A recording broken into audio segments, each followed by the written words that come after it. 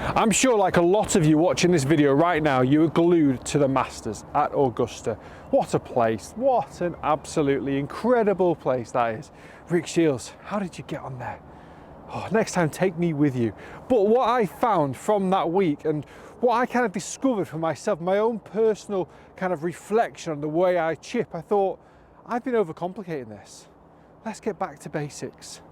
And the basics of being in control of the club face, being in control of the movement of the club and the body overall. Me personally, I've got into a situation where I start using my wrists a lot more, trying to kind of slide the club underneath the golf ball, produce a bit more height, therefore being able to produce a kind of steeper landing angle, which produces less roll. Also kind of adds a little bit more backspin on the ball, and that's really overcomplicating some shots. And for this particular one, where I've just kind of finished just short of the green, I've got I don't know, 20 yards to the flag maybe. So it's a basic shot is the best way I could describe this. I don't need to go over anything. There's nothing particularly difficult about the shot other than it's the fact that it's actually a golf shot, and golf shots are hard. Back to basics would mean just keeping the triangle between my shoulders and my hands, and just getting the body rotating, using the bigger muscles, taking the wrist out of it, making sure that my hips and shoulders are working together, working as one. What I see a lot of when the hand starts to get involved, particularly with mid to high handicappers, is the club starts to come behind the body. So the trail wrist starts to pull the club behind your backside. Now what that does, it shallows the angle of attack into the golf ball, which means the club gets very low relative to the ground too early. And that makes it very easy to catch the ground before the ball, so catch it fat, or the extreme is to catch it really, really thin.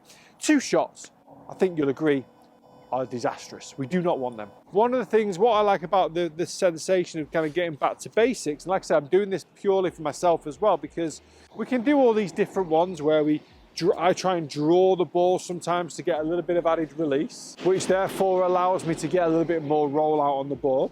Like I said before, I open the face, I use my wrist a little bit more to get more height, more stop.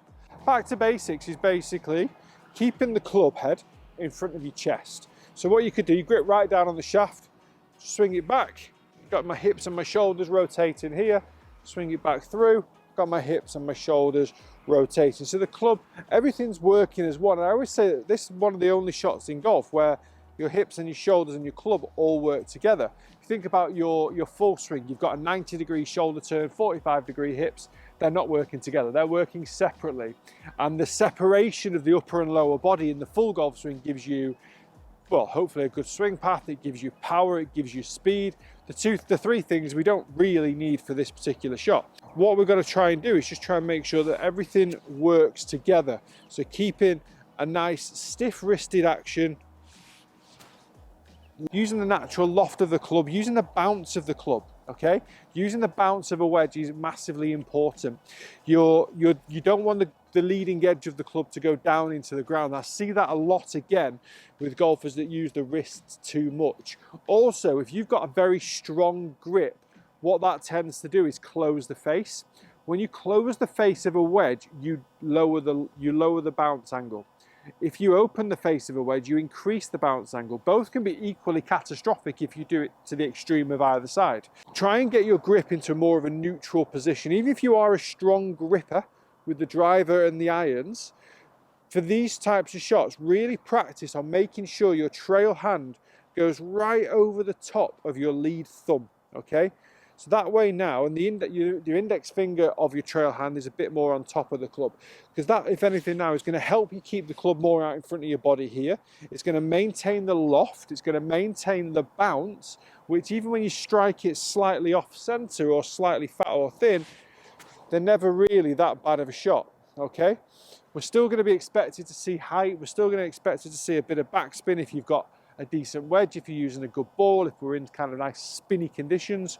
Today we're not. The grass is wet, the ball's wet, my club is definitely wet and probably not clean, knowing me. So I'm not expecting loads of spin, so you have to allow for that. But one of the key things to really check up on here is that you've got a grip that's going to facilitate the use of the bounce, the neutral face angle, and a good swing path.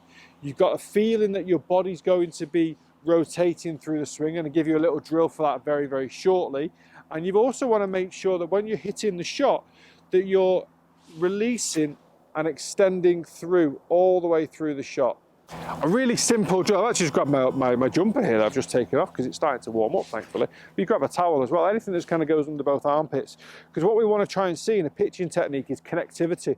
What I was saying before about making sure the hips and the shoulders are working together, that keeps you connected throughout. So you connected, the club staying in front of your body because you've got a decent grip. And now you just make these 10, 20, 30 yard shots a million times easier. Start to get a bit of accuracy at some point as well when you get a decent pre-shot routine. But what you're practicing here is just getting the consistency of strike, finding the middle of the face, and then distance control becomes a lot easier because you know what you're expecting as well. So one more, back, through, and that's the best one of the lot. Use the bounce, landed it in the right place, rolls out to 3 foot, 4 foot maybe, and hopefully I can roll it in for a par, which on this particular hole that I'm on now at the Bristol Golf Club is a 460 yard par 4 into wind. It's absolutely massive. So I'm definitely going to be calling upon short game for this type of shot.